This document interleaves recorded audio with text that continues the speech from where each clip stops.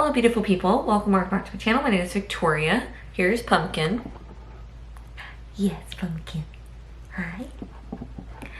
And so, I was trying to do a GoodReads Choice Awards video and I just don't think it's gonna happen, which is okay. Like, we got things going on in our lives, right, Pumpkin? Yes. I am still reading some books. I just don't know if I'm going to do a full vlog. Goodbye, Pumpkin. So I thought instead we'd do something a little different because I don't see many people talk about this, but if you don't know, NPR does a like best books of the year every year. So I think they've been doing it for at least 10 years now. And so, you know, they have a lot of reviews that go on NPR. And so they kind of compile their reviewers and just like all people on NPR contributors compile books that they enjoyed this year and they put them on a big list. And so I thought it would be interesting to kind of show you the list, go through a little bit of what I'm interested in, and then also want to tell you, you know, kind of what I've seen on like Bookstagram, BookTube, on the GoodReads Choice Awards, and kind of give you that idea because currently there are 384 books on this list and there are quite a few books that I've never seen. So I think it is worthwhile to check this out. If I see a lot of people going like, I don't know, there we go. We'll stay focused. They're like, and I want to get closer.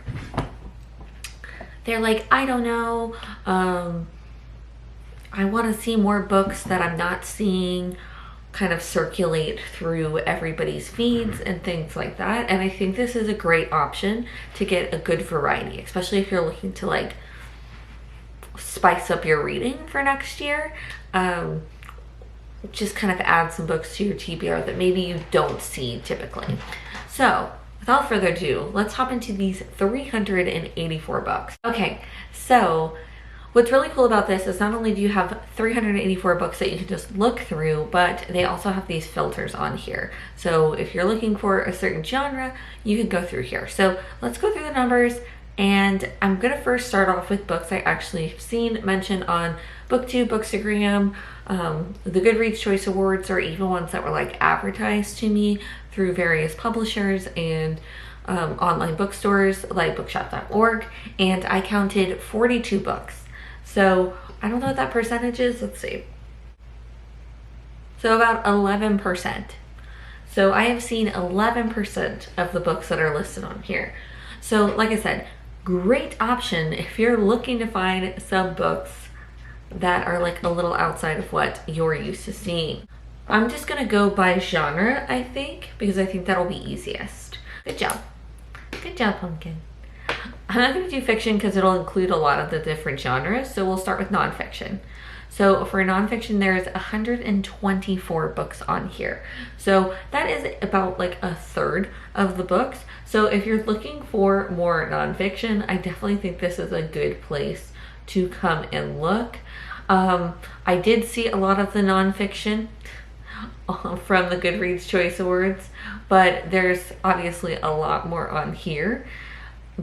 When I'm looking through, I'm trying to think of which ones I really was interested in.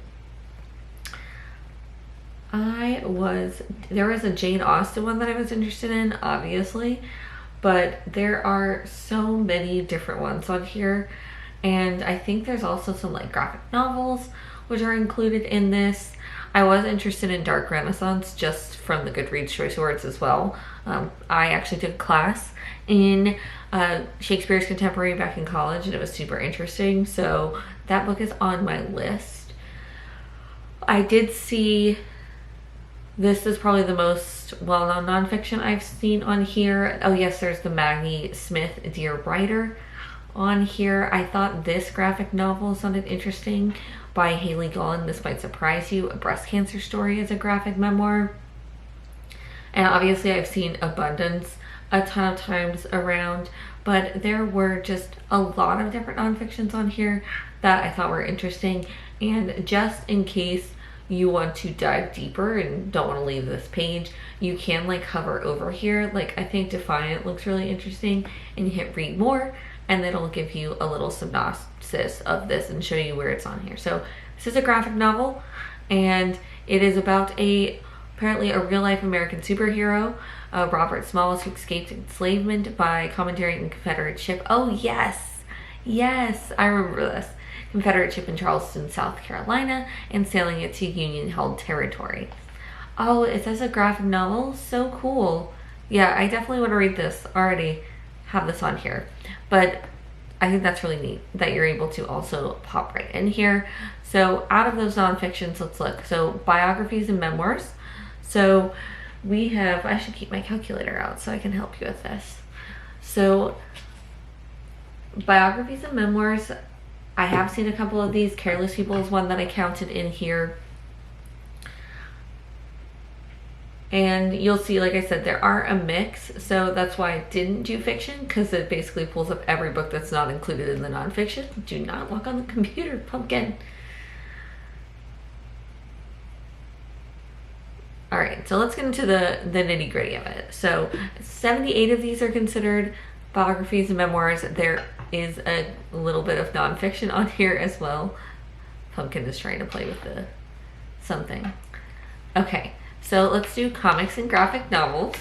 So there are 24 books included on here that are comics or graphic novels. Already, you know, we've seen a couple of these that I'm interested in. I am also interested in, please Pumpkin, please, please. Just stay right on the notebook. Oh yes, here it is. So it's a Jane Austen graphic biography, which I think seems super cute, and I want it to add it to my Jane Austen collection. I'm planning on doing like a Jane Austen 250th anniversary vlog in December, so this might be a good little addition to bring into that. I'm currently re-listening to Pride and Prejudice. All right. So back to our list here. So we've got cookbooks and food. And I think this is interesting too, because some of these are memoirs, some of these are graphic novels, and then some of them are actual cookbooks. So you'll see there's just a couple one of them's on there. And I guess Atomic Noodle, which was included in the GoodReads Choice Awards. Pumpkin, no, no, no. No, no, no. She keeps wanting to step on the laptop. There you go. So yeah, this was a GoodReads Choice Awards nominee in the science fiction category. So it's interesting they're also including this in cookbooks and food. I guess there is enough of mentions of food in here for it to be included in this category.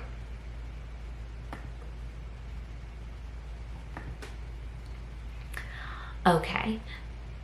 And then we have historical fiction. There was quite a few historical fictions, 42.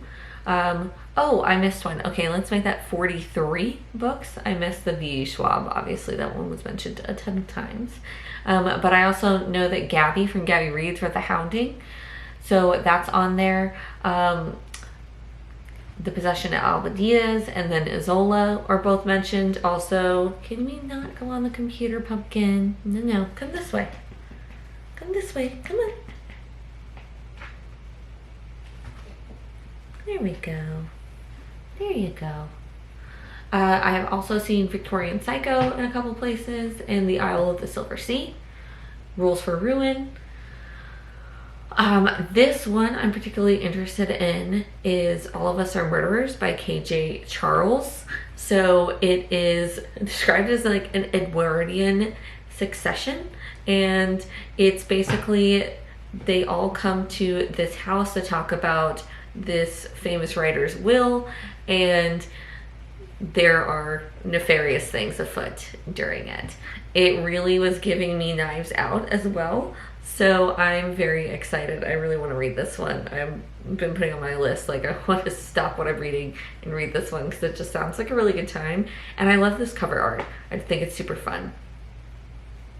And like, I feel like it's historical fiction. There's a lot of books on here that have been mentioned. Atmosphere, The Pretender, The Last Tiger I've seen, which were Witchcraft for Wayward Girls by Greg Hendricks. So a lot of books on here. Oh yes, and this one I'm really interested in too. Psychopomp and Circumstance. It's set in like it's an alternative history, and it just sounds super interesting about like an aunt and a haunting story. And like I said, it's like an alternative Southern Gothic novel, and it just sounds really, really cool. I think the cover, speaks for itself. Okay, back to the list. And I'm realizing there's a couple books that I need to add to this. So I would say it's probably 45, because I've already seen that I've missed a couple books that I've definitely seen before. Okay, so historical fiction. There are kids books, which I'm a little more interested in now. So there are 32 kids books on here, which I think is great if you want those options. Obviously, I haven't seen many of these, and these seem to be like for older kids, not for younger kids, but it's always good to see. I think this one seems super cool. I don't know, the kid's got a tail. I'm curious. Oh, look, it literally starts off a tail. So Nathan has grown a tail, and now nothing will ever be the same. Raised to understand that he, like his parents, is just an alien in human form. Nathan has always been perfectly comfortable with his double life. The minute he grows a furry tiger tail, with a mind of its own, he begins to realize that there's more to existence than meets the eye. That's so interesting. Okay, love and romance. There is one on here that I'm interested in. So there are 46 romance books mentioned on here. Obviously, I've seen the Kennedy Ryan Can't Get Enough. I actually own this one, Time Lutes and Meet Cutes. I have it on there for my food buzzword challenge cover challenge. So A Witch's Guide to Magical Innkeeping is probably the one I've seen the most. I actually just read Never Thought I'd End Up Here for my buzzword challenge for Never in the cover. And I was interested in this one, Courtroom Drama. I was looking at this one. So it's about a woman who just desperately needs escape from her life, and so she ends up being a juror in like one of her favorite reality TV stars' trial. And it seems like we've got like, a second chance kind of, because we've got a friend and a strange childhood best friend is on the jury, and this one just sounded like so much fun. So I'm definitely going to check this one out. I'm like, probably should write these down. But I was looking at this one last night, and I just thought it sounded so cute and fun, and I hadn't seen anybody talk about it. If you have, let me know who they are. What is We Computers? This one seems interesting. Oh, it's a National Book Award finalist. So an homage to all forms of translation reinvention is replete with the infinite mirror effects. Oh, it's about AI. The first person plural narrator is Scheherazade, like computer program taught to analyze greatest literature. AI's creator and rival John Peirce, a French poet and Lacan-trained psychologist, in turn acquires an extensive knowledge of Persian poetry from Uzbek translator and colleague. Oh, so it's like short stories? How is this about love? I don't know about this one. I'm kind of curious how this one's about love. But do I want to read about AI? I don't know. Okay, mystery thrillers. So we have 51 on here. I actually have not quite done yet from the GoodReads Choice Awards nominees on my list, and I have purchased it. Heartwood was on there as well. I haven't seen this Dark and Bloom. I'm loving that cover. I might have to check that out. Julie Chen is Dead. I've seen a lot. I do want to read this one. And then Buffalo Hunter Hunter is definitely on my list. This one looks fun, The Princess and the PI. So there is overlap. What we can know, I am currently reading, and that was on the GoodReads Choice Awards nominees list, The Compound, The Possession of Alba Diaz. So a lot of these, I do follow a lot of booktubers who read a lot of horror and thrillers. When the Wolf Comes Home, I own definite author, so a lot of these I've seen everywhere. But let's look at The Dark and Bloom, because I've not seen this one anywhere. So it's 1989. The residents of an Austrian village of Dark and Bloom are uneasy. East German refugees on the village borders with Hungary are raising the ghost of World War II. The town has secrets.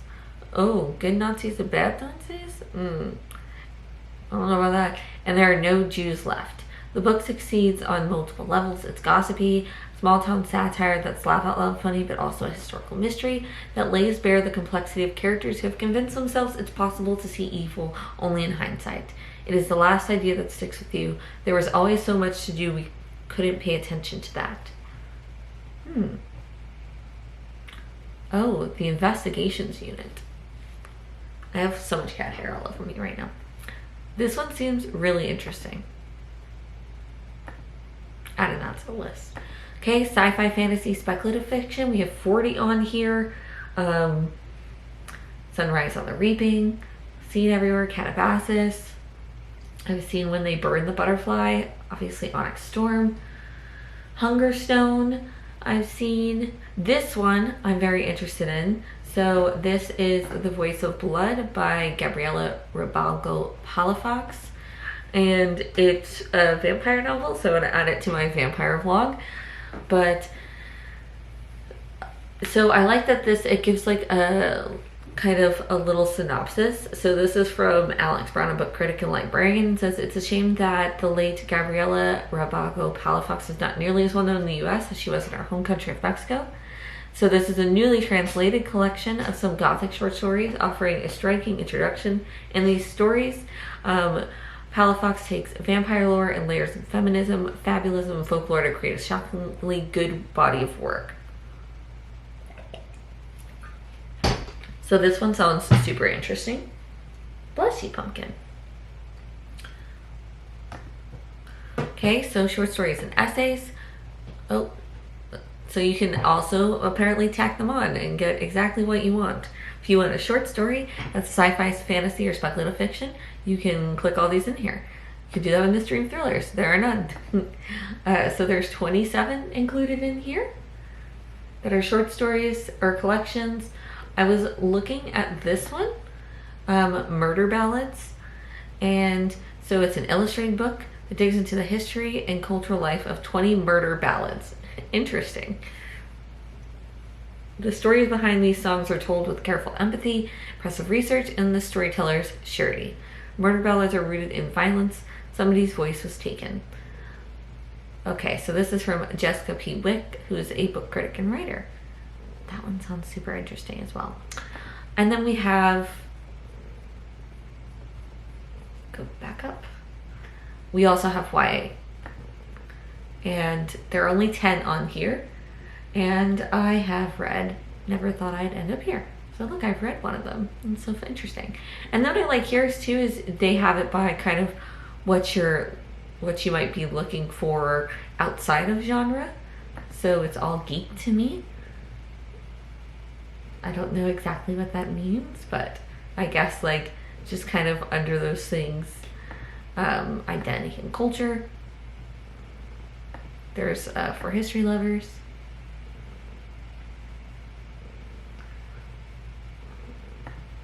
Family matters. So a different way to look at these books.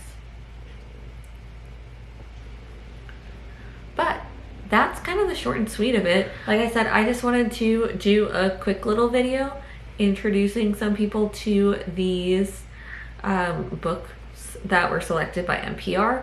There are over 4,000 recommendations on here. You can go all the way back to 2013. So if you're looking for more backlist books, you can go on there and see if there's anything that you might be interested in. But I thought this would just be a fun little alternative to the GoodReads Choice Awards to give you a bit more diversity in your reading. And hopefully help you find a couple things that maybe you want to add to your TBR for next year. If there is anything that you're interested in on this list, go ahead and drop it down below. I'd love to hear it. And thank you so much for all of you who have stuck around. I know my upload schedule is kind of all over the place. I don't know when it's going to be a little bit more normal, but I just want to make this quick video. Hopefully I'll be coming out with a couple wrap-up videos for the end of the year. We shall see. But until next time, I hope you read a good book. I hope you find some joy, and most importantly, I hope you do something to make the world a better place. And I will see you in my next one.